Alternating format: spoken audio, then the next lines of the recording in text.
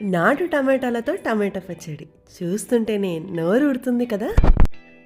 ఈ చిన్న రెసిపీని ఎలా చేయాలో లాస్ట్ వరకు మిస్ అవ్వకుండా చూడండి. మీరు కూడా ట్రై చేయండి. హాయ్ అండి, నమస్తే. నేను మీ Mounika. Welcome back to Madhura kitchen.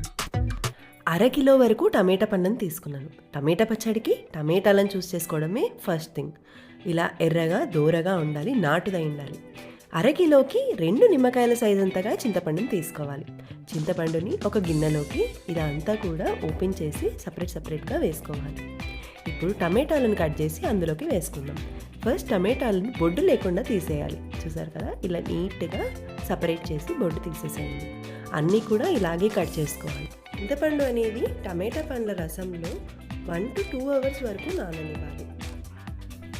అన్నీ కట్ చేసుకున్నాం కదా, ఇవన్నీ కూడా చింతపండులో నానబెట్టుకోవాలి. చింతపండు అనేది ఈ టమాటా పండ్ల రసంతో నాని మనం బ్లెండ్ చేసినప్పుడు పేస్ట్ అనేది ఈజీగా అవుతుంది. మనం నానబెట్టకపోతే అది సరిగా బ్లెండ్ అవ్వదు. సో ఇప్పుడు ఇదంతా కూడా మిక్సీలోకి పట్టేసుకోవాలి.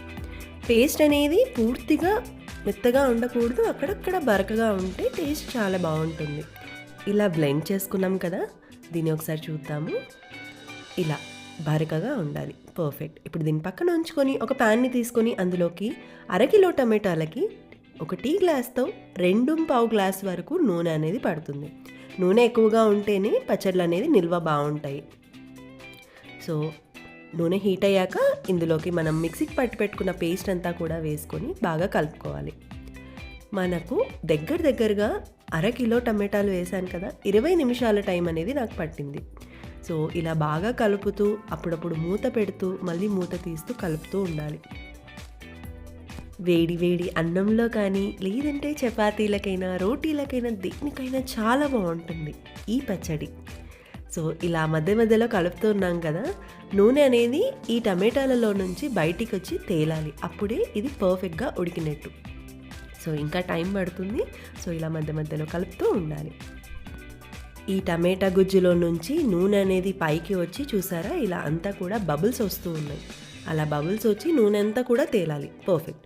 ఇప్పుడు పక్కన ఉంచుకొని ఒక ప్యాన్ని తీసుకొని అందులోకి 1 టీ స్పూన్ వరకు మెంతుల్ని వేసి వేయించుకోవాలి. మెంతులు అనేది కొద్దిగా రెడ్ కలర్లోకి వచ్చి స్మెల్ బాగా వస్తే స్టవ్ ఆఫ్ చేసుకొని చల్లారనివ్వాలి. ఇప్పుడు మిక్సీ జార్లోకి మెంతులు 2 స్పూన్ల వరకు ఆవాలను వేసి మెత్తగా పౌడర్ లాగా చేసుకోవాలి. ఈ ఆవ మెంతి పొడి మాత్రమే టేస్ట్ని బాగా ఎన్హాన్స్ చేస్తుంది ఏ పచ్చడికైనా. చూసారా, ఇలా మెత్తగా చేసి పక్కన పెట్టుకోవాలి. వేడిగా ఉన్నప్పుడే ఇందులోకి పసుపుని కూడా యాడ్ చేసి మూత పెట్టేసుకోవాలి. సో ఇది గోరువెచ్చగా అవ్వాలి. ఇప్పుడు గోరువెచ్చగా ఉన్నప్పుడు అంటే లైట్గా వేడిగా ఉన్నప్పుడు ఇందులోకి మనం మిక్సీకి పట్టి పెట్టుకున్న ఆవ మెంతి పొడి అలాగే కారం పొడిని వేసుకోవాలి. అరకిలో టమాటాలకు ఇక్కడ 1 టీ కప్ వరకు కారం పడుతుంది. ఉప్పు కూడా 1 టీ కప్ వరకు పడుతుంది, కానీ ఇక్కడ కొంచెం తగ్గించి వేసుకోండి. ఎందుకంటే ఉప్పు అనేది చెక్ చేసుకొని టేస్ట్ మళ్ళీ కూడా యాడ్ చేయొచ్చు. అంటే నేను నోరు ఊరుతుంది కదా. సో ఇప్పుడు ఒకసారి ఇలా అంతా కూడా బాగా కలుపుకోవాలి. టేస్ట్ ఒకసారి చెక్ చేసుకోవాలి. ఉప్పు కారం ఏదైనా తక్కువగా అనిపిస్తే మళ్ళీ యాడ్ చేసుకోవచ్చు. ఒక రోజంతా కూడా అలాగే పెడితే నూనె అనేది ఇలా బాగా తేలుతుంది. సో నూనె తేలితేనే టేస్ట్ బాగుంటుంది, ఎక్కువ రోజులు నిల్వ ఉంటుంది. సో దీన్ని మనము ఎయిర్ టైట్ కంటైనర్లో స్టోర్ చేసి పెట్టుకుంటే 6 months వరకు ఫ్రెష్గా ఇలాగే టేస్ట్ అనేది ఉంటుంది. సో చూసారు కదా, చాలా సింపుల్గా చాలా ఈజీగా చేయొచ్చు. టేస్ట్ అయితే లిక్కబుల్ అని చెప్పచ్చు. అలా తీస్తుంటేనే నోరు ఊరుతుంటుంది. వేడి అన్నంలో వేసుకొని తినండి, చాలా బాగుంటుంది. మీకు కూడా ఈ రెసిపీ నచ్చినట్లయితే లైక్ చేసి షేర్ చేసి సబ్స్క్రైబ్ చేసుకోండి. Thanks for watching.